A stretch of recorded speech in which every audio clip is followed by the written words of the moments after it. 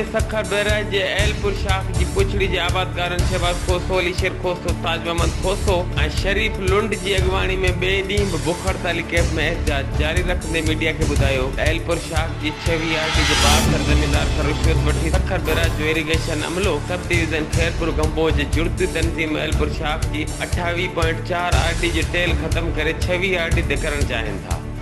जॾहिं त असां टेल जे आबादकारनि जा वाटर कोर्स 5 आरटी ऐं 10 एल ते चढ़ियल ज़मीन ख़त्म करे 4 आर ऐं 9 एल वाटर कोर्सनि ते 6 आरटी वटि करणु चाहिनि था। हिननि जो वधीक चवणो 62 ज़मींदार एलपुर शाख जी 27 ऐं 28 आरटियूं ख़त्म करे सरकारी भॾो ॼाणायो वञी एलपुर शाख जे आरटियुनि में वरी कोटड़ी बैराज मां निकितल वाटर कोर्स 6 एल उबतो आहे एलपुर शाख जी 6 आरटी ते पंहिंजी ज़री ज़मीन कोटड़ी बैराज ऐं सखर बैराज जे ॿिन्ही वाटर कोर्सनि मां आबाद करणु चाहे थो। जॾहिं त एलपुर शाख जी टेल जे 50 नंढनि आबादकारनि जी 560 एकड़ ज़री ज़मीन जेका सिर्फ़ु एलपुर शाख ते चढ़ियल आहे जंहिंजो पाणी बंदि करे मुआशी कंगाल करणु चाहे थो।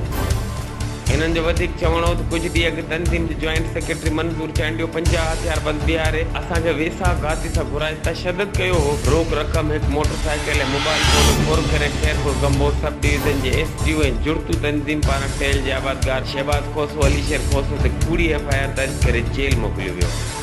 जॾहिं त 1 महीनो गुज़रण बावजूदि असांजो फुर थियल सामान असांखे वापसि नाहे मिलियो। हिननि चयो त पाणी असांजो मुआशी हक़ आहे। हिननि MNA मीर गुलाम अली टालपुर वज़ीर आला सिंध वज़ीर आज़म पाकिस्तान चीफ जस्टिस खे अपील कंदे चयो त असांजो फुर थियल सामान वापसि कराए असांजी कानूनी मदद करे ॾोहरनि ख़िलाफ़ कानूनी कार्रवाई कई वञे। ॿी सूरत में मरण घड़ी ताईं बुख हड़ताल जारी रहंदी।